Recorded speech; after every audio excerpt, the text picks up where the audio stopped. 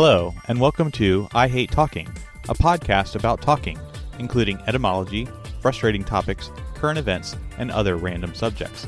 I'm Adam. And I'm Steph. We are married, and we invite you into these discussions with us as we talk about the good and the bad of talking. We hope you enjoy today's episode.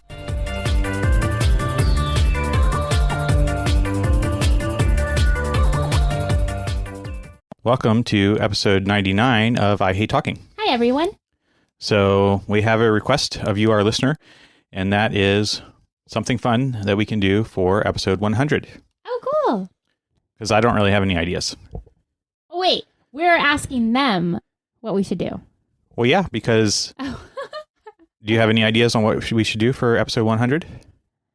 No, all my ideas would take way too long. Top 100, such and such. Top 100. Just, we could do like a flash of like the top words in the last 100 years. I see. But it would have to be like a minute per word, less than that. Well, yeah, because that would be 100 minutes. That's probably would be our longest episode ever. Yeah, let's not do that. Yes. So you, our listener, can obviously see that we need some help and we need to know some suggestions on what we can do for our 100th episode, which is our next episode, because this is episode 99. Mm-hmm. And you can do that by leaving a comment, or if you want to contact us directly, you can send us a text message or an email and let us know. Sounds good. And perhaps you want to get some of your friends' help, and you can always do that by sharing an episode, and perhaps it's even this episode, and you can get their help with perhaps some suggestions as well. Sounds great.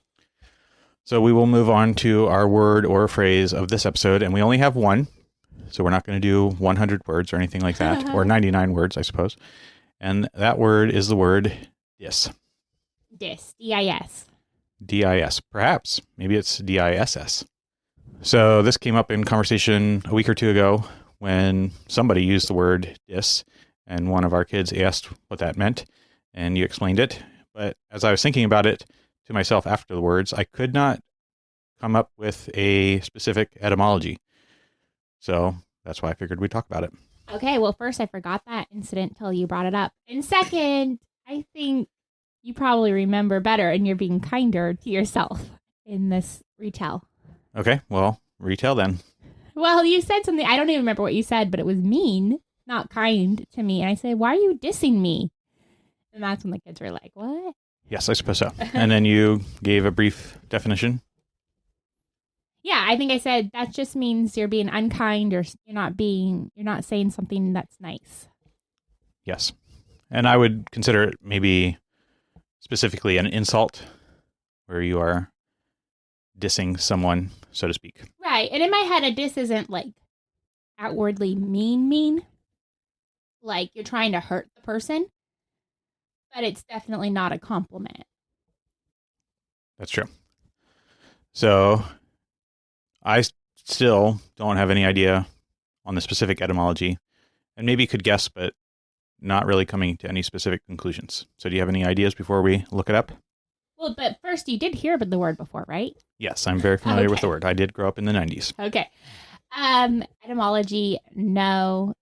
I feel like it would be short for like disagree or disapprove or something like that.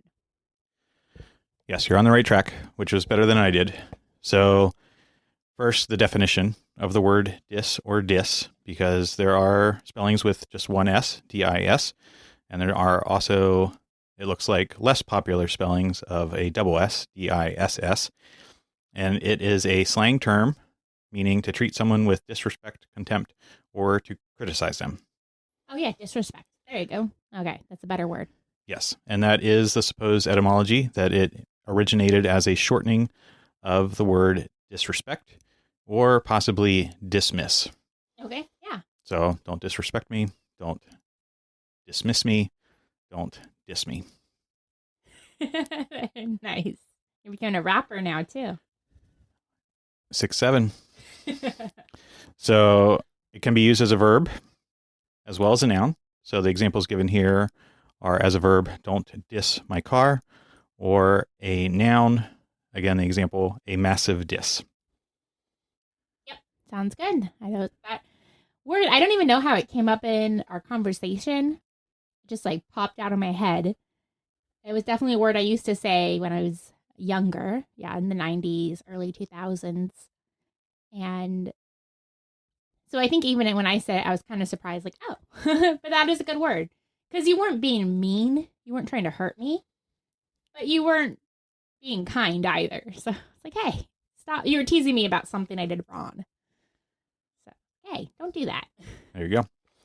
And then in terms of the spelling, either with one S or two S's, according to online etymology, it says that the original word was spelled with only one S, which would make sense because it's coming from the prefix dis in terms of disrespect or dismiss. And that was something that emerged in the late 1980s and 90s. And then it seems like they explain that the double S spelling is often considered more standard in modern usage because that way it does not get confused with a particular usage of just the prefix dis. So like if you're explaining something that if it's not respectful, it's disrespectful. So that would be potentially something to avoid with using the double S, as well as potentially people pronouncing it as dies, D-I-S. So it's spelled with a double S so that you know that it's pronounced dis. I have a kindergartner right now, and we're learning about the magic E. And so he would not approve of pronouncing that dies. There's no magic E to make the I say its name. That's true. Now there is a Greek god, I guess, that is spelled D-I-S. In mythology, Dis is the Roman god of the underworld, also known as Pluto. Dis. So it is the same. So that would not necessarily lead to confusion unless you are mispronouncing that particular character. All right, so that is our word or phrase of the episode. Dis. All right. So now we'll move on to some topics, perhaps, of what is going on in either a disrespectful or respectful manner. Which path will we choose for the rest of this episode? Respectful. Okay, there you go. Did you have an idea for both? No, I did not. Oh, okay. So we did just finish mowing. Yeah. In our new house. In our new house. So in our previous house, the yard was much larger and was in a particular climate zone where the grass was probably thicker and more, I don't know what you would call it. Bluegrass, I guess, is maybe even the kind of grass it was. So we had very soft and very right. Yeah. So we had a riding mower for that, and that riding mower stayed back, and that was not something that we moved. So we had to purchase a new mower, and because our yard at our new house is relatively smaller than that, we have purchased a push mower. Love gas-powered devices, but in order so that we could have the kids start doing some of the mowing, we have opted to buy a battery-powered mower. Right. First, I'm getting the envision of, because again, we live in suburbia now, and picturing you on like the riding lawnmower would be ridiculous. I don't even think you'd do like one swoop of the front, and then you'd have to run out, right? Like you wouldn't be able to get that close to it would be and stuff. Yes, it would not be very practical unless you had like maybe a small rider zero turn. But yeah, it would be. You would not really be able to use a tractor mower very effectively. Yeah, our kids didn't get much use in the past. Our oldest did mow a little bit back home, but it wasn't something he enjoyed, and nor was it practical because there's only one part of the ground you thought was safe for him because we do have like rolling hills and stuff, and so you have to know that so you don't tip it well. That's true. The previous home had very hilly terrain, a lot of roots and things. Because of the hills, there was ways that you had to sort of angle the mower so that you didn't hit the blades on the actual ground, which I learned that the first time I mowed there 7 years ago, I guess. 8? 8 years ago. Yeah, 8 summers. You had the lawnmower for 8 summers. There you go. You can do a before and after picture of me mowing at our then house and today at our new house. Yeah. It would be very different pictures on many accounts. So I know you really enjoyed at the time driving lawnmower, but that took all day. It was like every other week you had to do it, and it was an entire day's event to properly care for that yard. That's true. It did take quite a bit of time, and it was not every other week all year round, but right. Maybe 8 months out of the year, probably during the spring, summer, fall months. Right. So our neighbors have been getting out and mowing, and so you've been starting to stress because it's just been the last week that any grass greenery has popped up in our area. So explain to me and to other people listening what this phenomenon is, because you keep being like, they're mowing and so-and-so's mowing now and so-and-so's mowing. Like, who cares? So it didn't look great as there's little patches of green popping up here and there. But also, I guess because I grew up in the desert, that doesn't bother me to see little patches here and there kind of thing. So tell me why this bothered you so much. Well, it does not necessarily a bother, but there definitely is some social pressure, I think, particularly probably for men as head of household in suburbia, that you need to have a well-kept lawn, and you certainly do not want to be the worst lawn on the block. So I think it was 2 weeks ago, we heard some people mowing, and I was like, oh, wow, it's starting already. And then some more people were mowing last weekend, and then like everybody in the visual vicinity of our house mowed yesterday.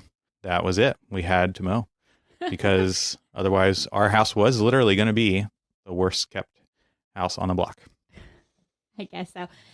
So I had to Amazon Prime the mower. You didn't have to, but I didn't. You got to. No, I'm pretty sure I had to. It was a requirement. You were able to.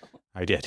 So that arrived today, and immediately, didn't even do anything else. We got home from where we were. The delivery was waiting, and that was the very first thing that I did was unpack that, set it up, and begin mowing.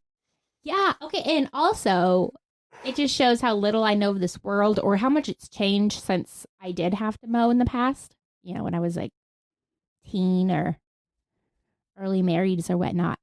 Because this lawnmower, first, is electric. I didn't know that was a thing. And second, it is so light. Like, I remember having to mow, and that thing was so big and took all my power to push and direct. Like, if you had to turn it around, it was like, okay, here we go. Where this was like, oh, just pick it up and move it.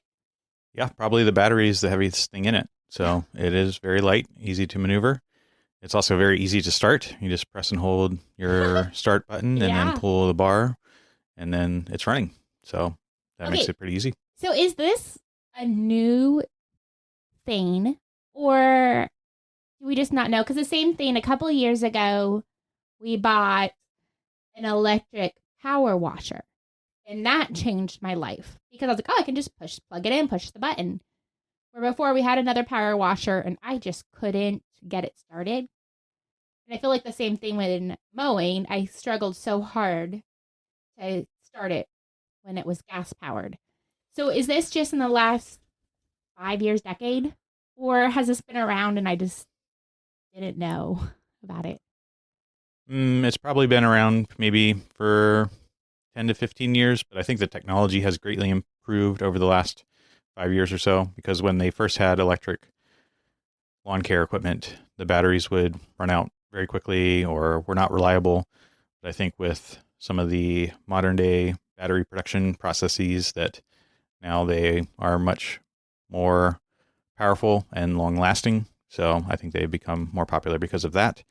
And I think they are popular in our area because pretty much I've only seen one gas powered mower out of everybody that has been mowing over the last 2 weeks. Is that what motivated you to get this one? No. Okay. The motivation was the fact so that I don't have to do it. So the kids can do it. The kids can do it. So I do think that it is a bit safer as well. You don't have as many moving parts. You don't have quite the power, because that is one of the drawbacks of battery-powered devices, is that although the power washer is easier to use and this particular mower is easier to use, it doesn't quite have the same power as a gas-powered device. Right. So, but then you don't have to worry about storing gasoline and pouring it. that's true. And that probably is what gave some issues with our gas-powered power washer, because I think it had some old gas that was put in it at some point, and that made it difficult to start and did not run as well after that. And then one thing for the neighborhood, and maybe it will be a few things in the future, but I was pretty confident, like, oh, I bet there's like a mower guy, a lawn guy that comes and does a bunch of people. And then we can just kind of jump on to their, while they're here, here's some cash also, and do our yard as well. But yeah, like you said, everyone seemed to have done it themselves. Yes, I have not seen any mowing services. Everybody seems to do it themselves. When we lived in a neighborhood a decade ago, we all pretty much used the same guy. He just did our whole cul-de-sac. And it was very inexpensive, relatively, because he just was there that Saturday and just did everyone's lawn. And it was probably easier for him because he didn't really worry about the lines of the property lines. He just mowed all our yards. And it looked good because it was all cohesive and easy for us. He'd come down once a month and knock on our door for money, and it was done. That's true. May also be West Coast, East Coast thing. Not sure. Maybe, that's true. But I do like the idea of getting our kids to do this. They're not as excited. I think they were more excited about the riding lawnmower, because that's like driving. And this, they're just like, wait, so now I have to push this thing outside. I guess. Yes. I mean, I push mowed with a gas-powered device when I was a kid, like an acre. And this is not even anywhere near an acre. So yeah, they'll get used to it.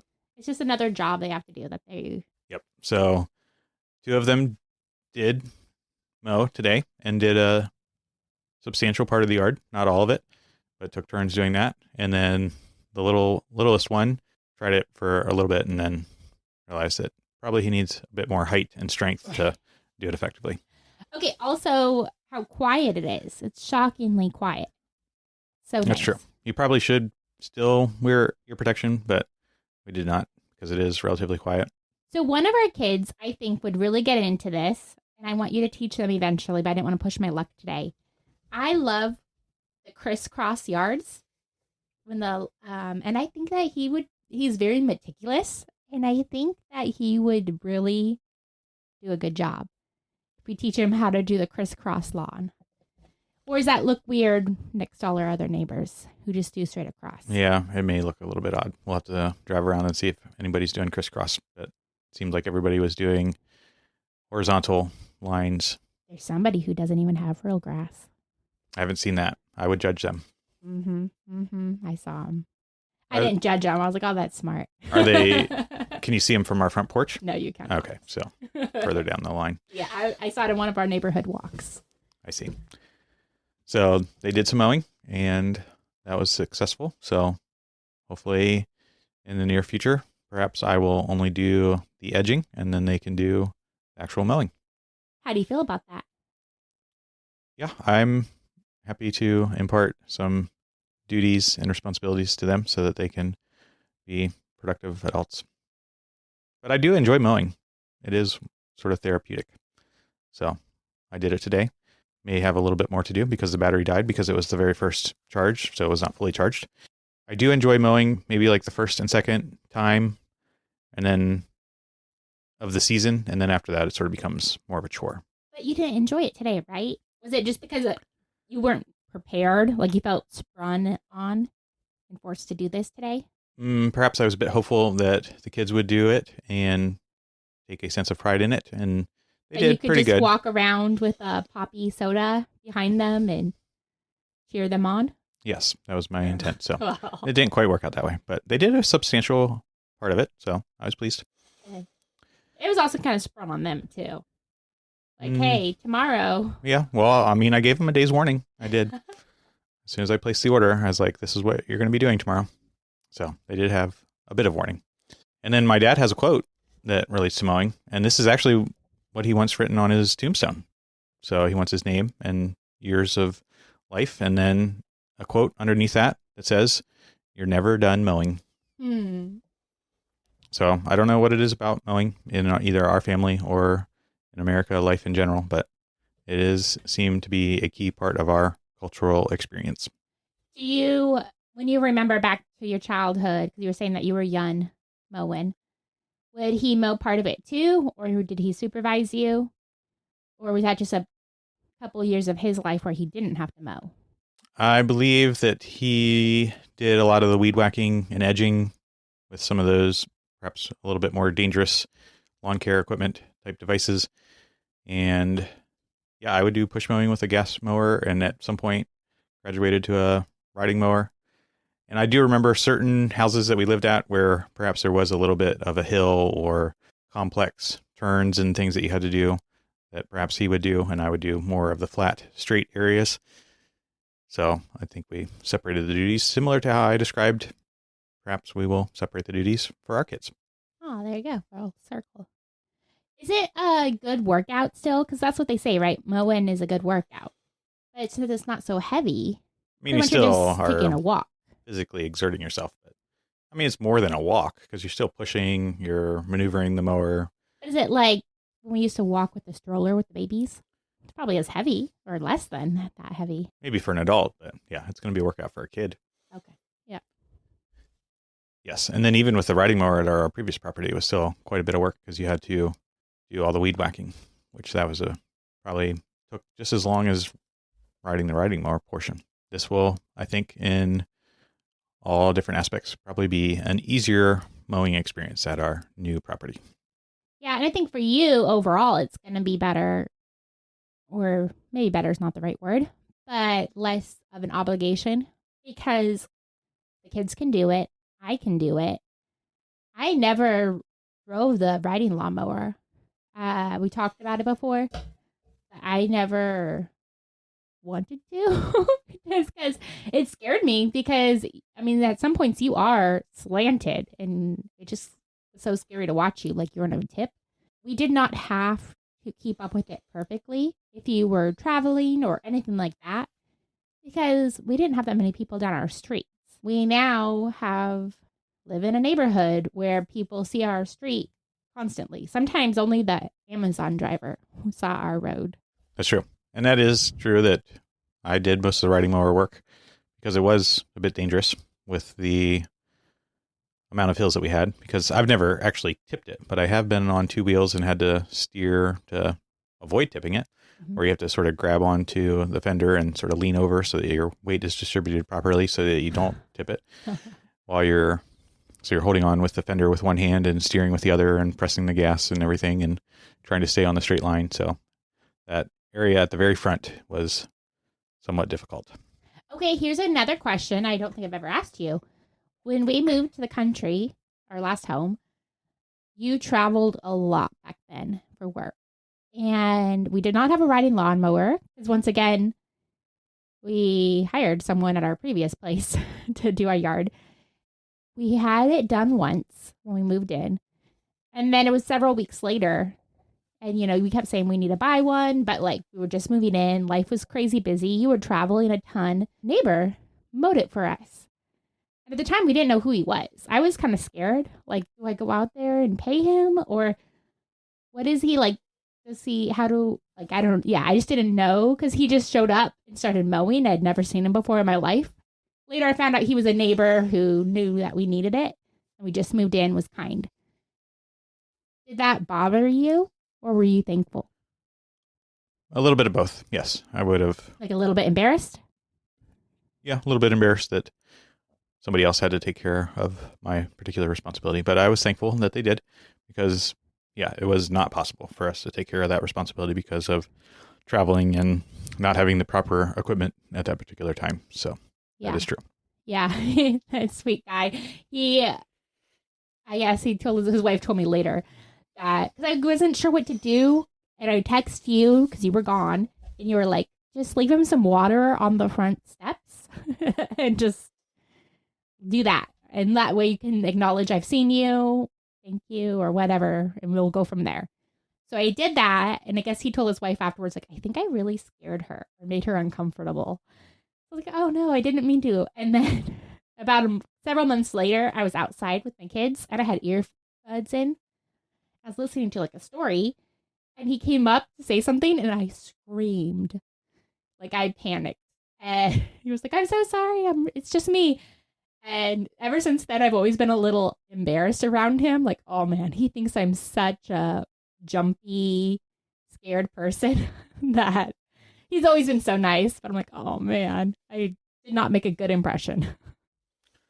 That's true. And I almost asked our next door neighbor as he was mowing yesterday and we were outside if I could borrow his mower and mow my lawn because that's how much the social pressure is. No way. I did think about that, which is not something that I would like to do, but the thought did cross my mind. I almost did it. Maybe 40% chance that I was going to do that. But instead I overnighted our new mower. What if he would have said, let me just do it for you? See, that is actually one of the main reasons that I did not ask him, because he may have offered to do that and I would have felt bad. So that was actually one of the reasons that I did not ask that. Yeah. I'm sort of glad you didn't, because I feel like, I mean, this is just me spiraling, but then I'm like, oh, next time he mows, he's going to be like, well, I need to mow his side too to like help them out. That's true. He's very nice. I like our neighbor. All our neighbors are so nice. I'm really liking them. We'll get used to it. It's a different culture. It's a different community than we've ever been part of. So we'll figure it out. Indeed. And Amazon one day. I mean, that's insane. That's true. That didn't used to be a thing. You'd be ordering your mower and waiting 6 to 8 weeks. Yep. Now you can get a delivery estimate down to the hour. Yeah. Just like 8 hours later. Correct. There you go. Indeed. So just a reminder, you, our listener, can give us some suggestions on potentially what we can do for our 100th episode. And you can like, share, subscribe, leave a comment, send us an email, send us a text, let us know, and share with a friend if perhaps they have some suggestions as well. Sounds good. From your friends at I Hate Talking. Until next time, remember, you're never done mowing.